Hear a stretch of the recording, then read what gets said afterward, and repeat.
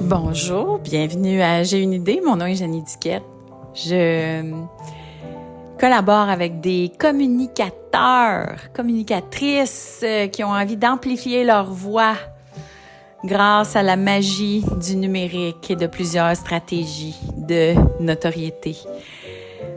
Comment ça va? Nous revoici version normale, version audio, après ma tentative de la semaine dernière d'être en version vidéo. Je voulais essayer quelque chose. Aujourd'hui, on va parler d'Occupation double. Saison qui a pris fin ce dimanche avec l'heure de vérité. Une heure de vérité assez enlevante qui donne l'impression que Occupation double est de retour sur la pente ascendante. On va parler aussi de Julie Snyder, dont on a des nouvelles via une capsule que j'ai pu visionner grâce au projet Atypique. La semaine dernière, j'ai assisté au HEC à une soirée de présentation d'un rapport fait par le pôle dirigeant des HEC, donc le Centre de recherche pour les dirigeants d'entreprise. Il y a eu des articles qui sont sortis aussi dans la presse relativement à la solitude des dirigeants d'entreprise, plusieurs de leurs constats suite à cette étude-là. Et dans le cadre de ce projet-là, il y a un autre volet qui est le volet qui a été mis sur pied par Josée Fizet. Josée Fizet, fondatrice avec sa famille de Première Moisson. En fait, c'est Liliane Colpron qui a été la fondatrice de Première Moisson, grande entreprise québécoise qui a été rachetée par Métro il y a à peu près 5 ans.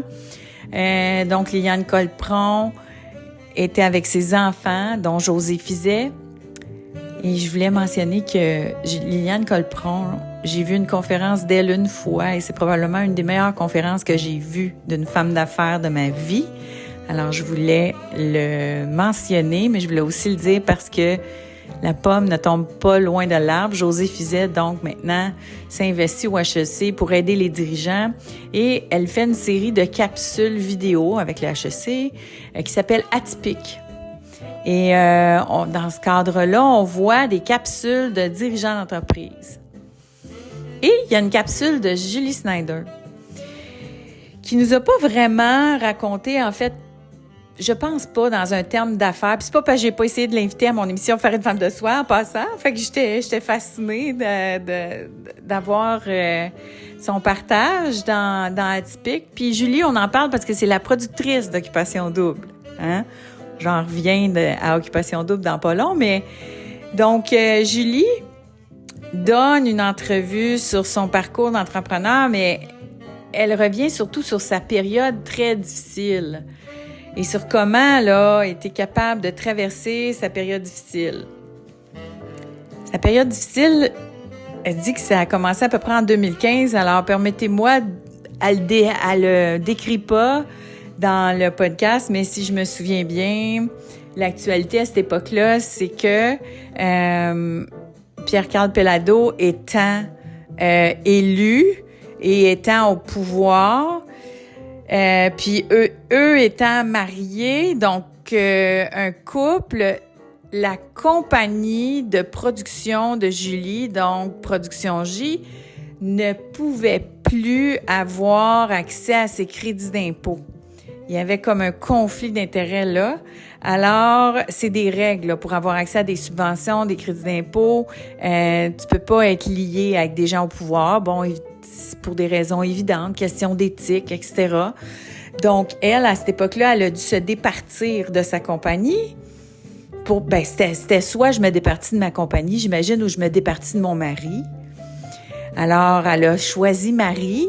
Elle s'est départie de sa compagnie ou des actifs de sa compagnie qui avaient besoin de subventions puis d'aide gouvernementale pour survivre. Puis c'est comme ça au Québec, là, la plupart des projets ont besoin du support gouvernemental pour survivre. Donc, elle a choisi de se départir des actifs de sa compagnie. Mais peu de temps après, si on se souvient bien, ils se sont aussi départis mutuellement. C'est-à-dire qu'il y a eu la séparation de Julie et Pierre-Carl pas longtemps après. Puis là, je sais pas s'ils sont séparés une fois ou 2 fois, je sais pas. Mais donc, à cette époque-là, Donc, puis un divorce, on le sait, c'est pas facile. Puis j'imagine un divorce dans le cas de deux personnes qui ont énormément d'actifs, puis des enfants. Ça devait être tout un grand tumulte. Mais dans l'entrevue, Julie parle plus du côté business des choses. Donc, elle s'est départie de ses actifs, elle se retrouve plus de mari, plus de contrat à TVA parce que ses gros contrats comme productrice, c'était tout à TVA. Mais là, son ex est propriétaire de TVA, fait qu'elle peut pas avoir tu sais, j'imagine là que ça doit pas être idéal. Fait que la fin des ententes, alors, tu sais, elle voit le mur arriver, elle voit la faillite arriver, puis elle raconte comment elle s'en est sortie avec toute l'ouverture puis la candeur qu'on le connaît. Julie, elle a jamais eu la langue de bois. C'est pour ça qu'elle a été une si bonne animatrice, ouverte. Je suis convaincue qu'elle dit pas tout. Je suis convaincue que même à l'époque où on se disait « Ah, Julie, elle dit tout », tu sais. Mais non, c'est juste qu'elle a bien des affaires à dire. Sauf que, donc, elle choisit bien ce qu'elle communique, elle réussit à toucher les gens sans toutefois rentrer dans le trop. Elle a toujours su bien doser sa propre communication, donc. Donc, elle raconte cette histoire-là, comment elle s'est sortie de la quasi-faillite, comment elle a reconstruit son entreprise, comment elle a failli frapper le mur, comment Occupation Double a sauvé probablement la vie de son entreprise parce que elle devait faire faillite. Donc, je ne veux pas vous dire tout ce qu'il y a dans l'entrevue parce que je veux que vous alliez la voir. Mais c'est Occupation Double qui l'a sauvée. Puis elle raconte comment. C'est très bon. C'est très bon. C'est une très bonne entrevue, comme toujours. Puis ça fait du bien d'entendre. Moi, j'ai été dans la production. J'ai failli frapper le mur. C'est ce dont elle parle. Là, je me reconnais là-dedans. Puis, veux pas, on pense pas. En tout cas, à mon époque, le coaching ou l'accompagnement était moins démocratisé. On vivait ça vraiment seul. Puis c'est un enjeu encore, la solitude, mais il y a plus de solutions qu'il y en avait. Il y a des masterminds maintenant. Moi, je prépare mon propre mastermind. Mais donc, il y a des masterminds maintenant où on peut se rassembler en groupe. Il y a des coachs qu'on peut aller chercher. Il y a des psys, il y a des thérapeutes pour dépendamment de la nature de nos enjeux. Mais ce que la présentation nous disait là, au pôle dirigeant où j'étais la semaine dernière, nous disait que en majorité, c'est l'exercice qui est un des exutoires des dirigeants. L'exercice, c'est pour aider la santé mentale, mais je suis pas sûre que ça aide là, l'aspect solitude. Mais c'était ça en premier, puis je pense que la thérapie était comme à 10%. Mais l'aide entre pairs était quand même assez élevée. Fait que ça, tu sais, de se regrouper, donc, c'est une aide. Mais maintenant, on peut se faire accompagner. On n'est pas obligé de vivre ça seul. Alors, c'est ça que j'ai le goût de vous dire. Mais bref, interview fascinante de la productrice d'Occupation Double. Mais là, elle n'était pas au bout de ses peines. Parce que parlons donc d'Occupation Double, qui semble être sur la pente ascendante. On reprend du poil de la bête, mais il y a 2 ans, Occupation Double a frappé le mur. Hein? Après des belles saisons. Et j'en ai déjà parlé dans, je pense, le premier épisode de J'ai une idée qui vous parle d'Occupation Double. J'ai parlé de mon analyse de ce mur-là qui a été frappé. C'est un mauvais casting. Choisir des leaders négatifs, choisir des gens qui sont des hustlers, puis qui sont habitués de jouer les règles de la rue pour gagner quelque chose qui est une compétition, mais qui est quand même intègre, qui se veut intègre. Alors, c'est sûr que les téléspectateurs n'étaient pas pour aimer ça, là. Donc, pour en revenir à cette année, on semble être sur une pente ascendante depuis cette déconfiture-là, où l'année passée, après la déconfiture, donc des intimidateurs, des gars qui jouaient trop tough, qui faisaient de la magouille par en arrière, puis on voyait que les couples étaient magouillés, on voyait que aussi, tu sais, qu'il y avait peut-être du monde qui s'était arrangé pour être un couple avant, puis tu sais, tout ça pour gagner de l'argent, tu sais, c'était un peu trop, là. Les gens de télé-réalité, oui, ont beaucoup de motifs ultérieurs, donc de motifs sous-jacents à leur participation à une télé-réalité d'amour, autre que de trouver l'amour. Mais il faut quand même que ça soit le but principal.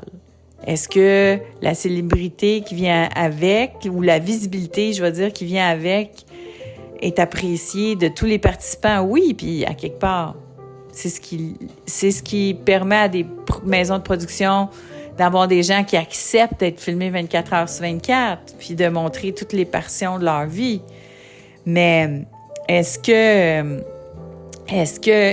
ça doit être le but premier, puis juste de la magouille, puis on fait semblant de s'aimer, puis on gagne le prix? Non, c'est pas ça. Là, puis on intimide ceux qui sont dans notre chemin. Bon, vous voyez que j'exagère et j'extrapole, mais c'était ça, cette année-là. Alors, l'année suivante, l'année dernière, donc, ça a été Beige et plate. Première année que j'ai pas écouté au complet depuis un petit bout, depuis que j'avais recommencé à l'écouter. Et j'ai quand même manqué quelques années, mais là, je l'écoute avec ma fille. Fait que c'est pour ça que je l'écoute. Ensuite, donc, cette année, on reprend du poil de la bête, des bons participants. Et si vous l'avez écouté, donc, vous êtes avec nous aujourd'hui. Fait que là, je vais vous donner quelques commentaires sur cette saison. Première chose, le couple gagnant, donc Félix et Solène, qui ont gagné. Félix, qui était gamer, qui était très conscient du fait qu'il y a un prix de 600 000 $, très conscient du fait que c'est une compétition et qui est conscient des stratégies, mais qui en a toujours parlé avec une grande ouverture et qui a toujours été, somme toute, très transparent dans même ses stratégies. Alors, Félix qui a changé de... Parce qu'il avait été calculateur, il serait resté avec Katef. Il serait resté avec Katef, donc la fille avec qui il était au début, qui était la candidate la plus populaire, mais je pense qu'il se voyait pas avec une maman. Qui se voyait pas beau-père, il est quand même jeune, puis ça, il a le droit, là. Donc, il se voyait pas beau-père. Puis je pense aussi que c'est quelqu'un d'assez intègre pour être conscient du fait que si c'est clair pour lui qu'il n'a pas l'intention de poursuivre par après, il jouera pas avec les sentiments de quelqu'un. Parce que c'est ça, c'est jouer avec les sentiments de quelqu'un, d'être là juste pour un prix ou pour la visibilité. Puis c'est de pas te soucier du mal que tu peux faire à quelqu'un d'autre. Alors, dans son cas, on voyait que il se sentait pas intègre de rester là. Donc, il a changé de participante, même si c'est pas nécessairement gagnant, mais il se voyait plus avec Solène, qui nous a fait rire, là, qui, elle aussi, a été totalement transparente, très émotive. Puis on aime ça quand c'est vrai. Qu'est-ce que vous voulez? On aime ça quand c'est vrai. Alors, on a aimé les suivre et ils ont gagné.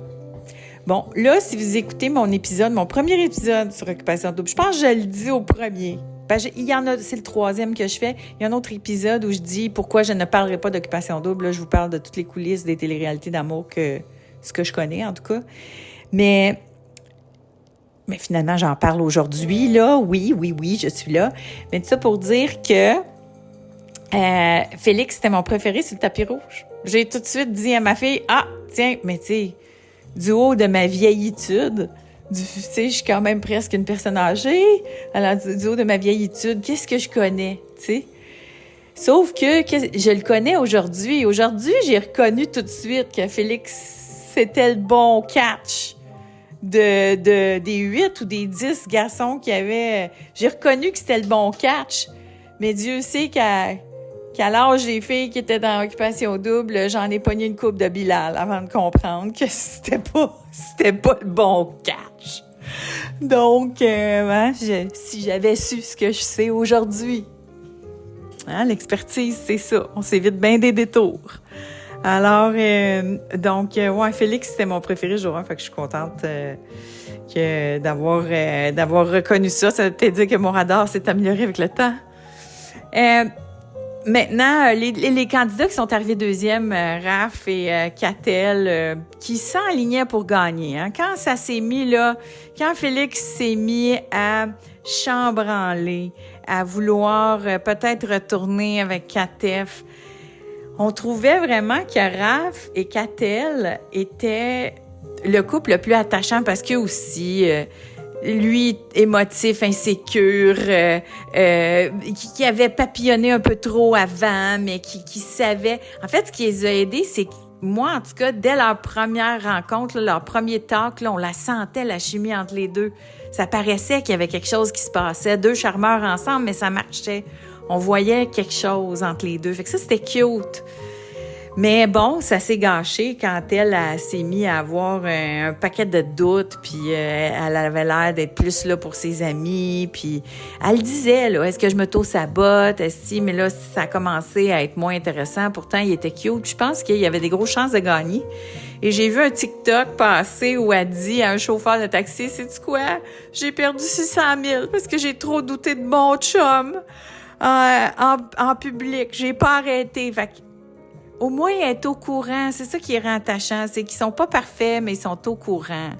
Ils ont beaucoup de self-awareness, tu sais, contrairement à Bilal, là.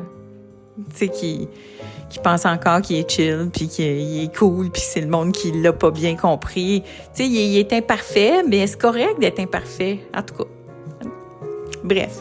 Alors, mais tout ça pour dire que l'aventure de Catel et Raph a quand même été le fun à regarder. Le public les a aimés, mais pas assez parce que c'est ça. Ils ont trop choqué à la fin. Il y a du monde qui doutait s'ils sont ensemble ou pas. Ça n'a pas été clair. Lors de l'heure de vérité, cette semaine, je trouve qu'il y a eu beaucoup de montage.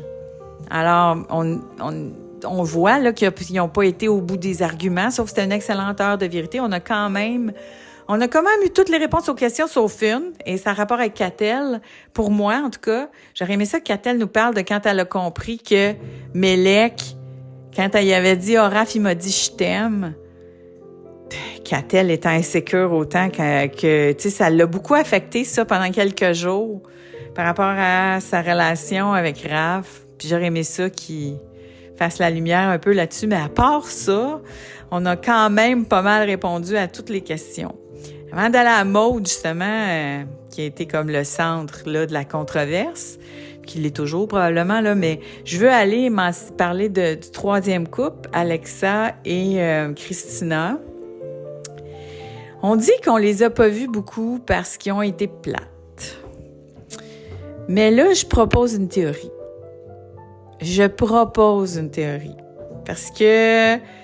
Parce que j'écoute trop de télé-réalité d'amour, puis que j'ai une petite idée de qu'est-ce qui se passe au montage, puis je propose qu'on les a pas vus beaucoup. Parce que c'est pas sûr que la production... Vous savez qu'Occupation Double ont tout à gagner à ce que le couple qui gagne fonctionne. Hein, pour que le show soit crédible, pour que les gens l'écoutent puis y croient. C'est excellent qu'il y ait des couples qui sont ensemble encore, qui ont des bébés, qui sont mariés, comme Carl, qu'on a vu là lors du dévoilement des gagnants. On a vu des couples qui sont encore ensemble, des couples qui sont enceintes. L'année d'OD chez nous, là, ça a bien fonctionné. Ça a bien fonctionné parce que les gars étaient confinés après. Mais non, c'est des couples qui tiennent, là, puis c'est magnifique. Alors, mais tout ça pour dire que ils ont tout à gagner à ce que les couples fonctionnent. Fait que s'ils nous montrent pas beaucoup un couple, c'est pas tant parce qu'ils sont plates, c'est peut-être parce qu'ils n'y croient pas.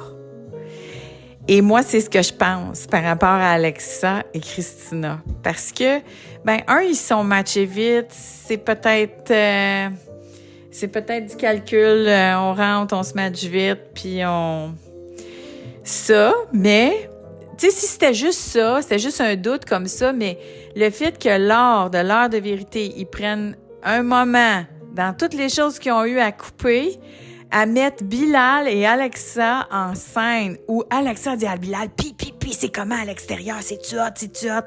En voulant dire, est-ce que t'as plein de filles après toi à l'extérieur? Ça décrédibilise le gars qui est en amour depuis jour 1, là. Hein, un peu. Alors, pourquoi ils ont pris la peine de nous montrer ça?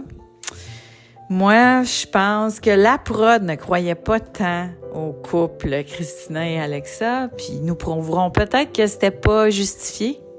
Hein? C'était peut-être pas la prod aussi, c'était peut-être vraiment plate.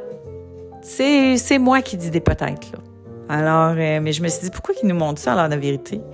Parce qu'on l'a vu passer sur les réseaux sociaux, les gens disaient, il est-tu calculateur Alexa, si tu matches trop vite parce qu'il veut gagner, puis OK, je m'enligne sur une, puis je reste là parce que c'est ces gars-là qui gagnent. Ah non.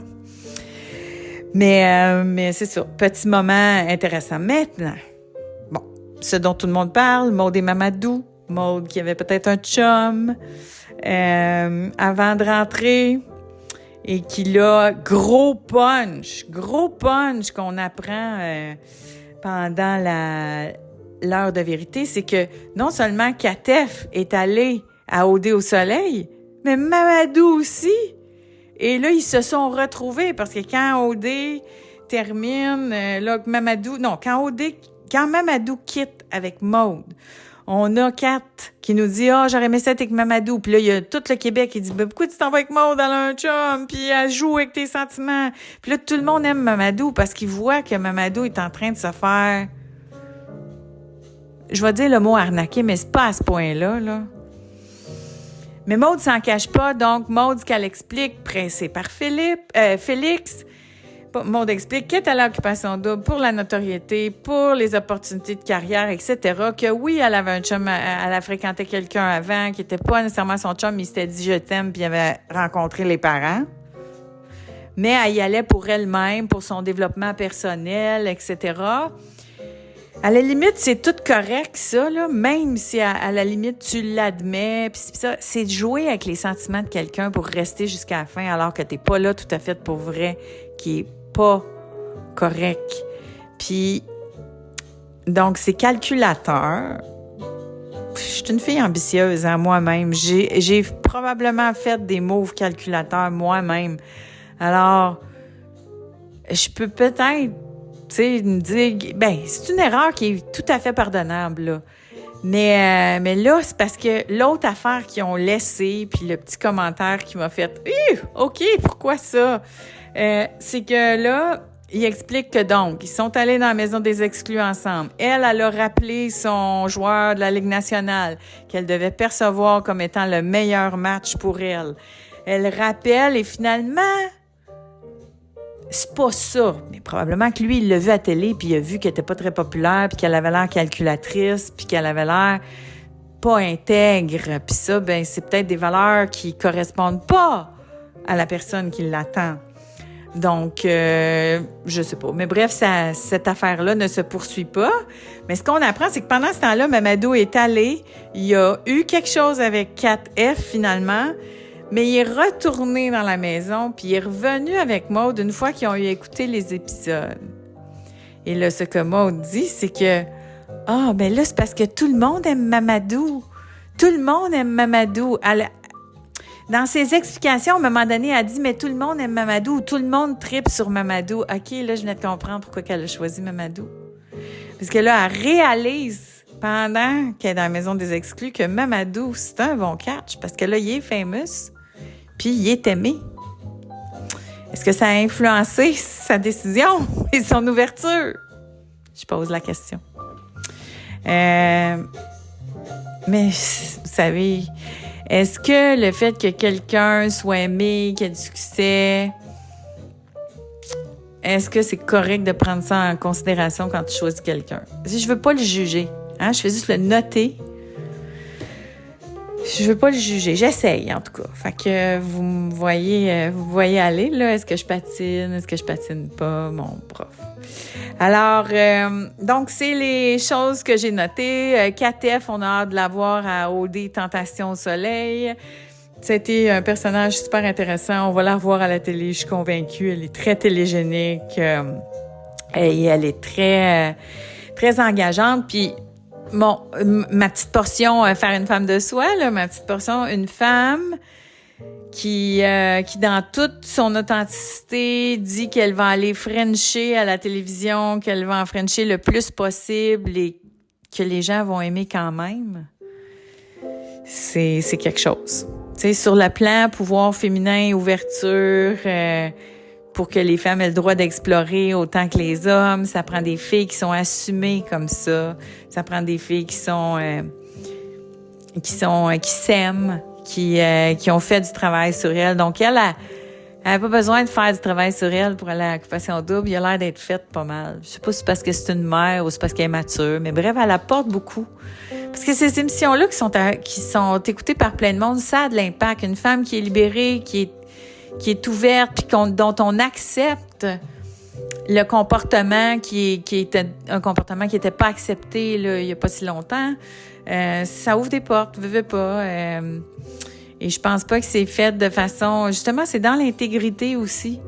Et je pense pas que, justement, elle irait jouer avec les sentiments de certaines personnes. C'est pas son genre. En s'affichant comme une Frencheuse professionnelle qui fait ça pour le sport puis le fun. C'est beaucoup plus assumé qu'une Audrey. Tiens, je suis Audrey, donc, qui vient de Audrey dans l'Ouest puis qui va être là aussi à Audrey au Soleil. Hâte de voir ça. Donc, est-ce que j'ai d'autres commentaires à faire? Par la bande, là, j'ai parlé de Bilal. J'ai dit ce que j'aurais voulu qu'on voit de Mélec. La réponse à la question de Mélec. Mais sinon, grosso modo, très bonne saison d'Occupation Double. J'ai mis les animateurs aussi. C'est sûr que c'est pas la même chose que Jay du Temple qui créait comme une espèce de... Il créait, là, il faisait un lien tellement fort entre chacun des segments des émissions, entre chaque émission. On avait comme une urgence d'écouter le lendemain. C'était...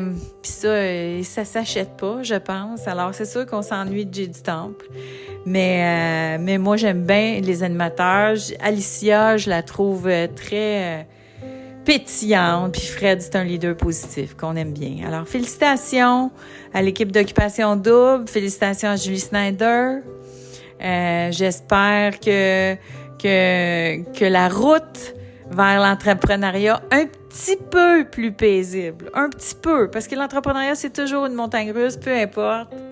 C'est drôle, elle dit quelque chose aussi dans la typique Julie. Elle dit, je me retrouvais après X années de carrière à faire des affaires que je faisais il y a 20 ans. Je veux juste te dire, Julie, je te comprends. Ça m'est arrivé dernièrement. J'ai trouvé ça très dur.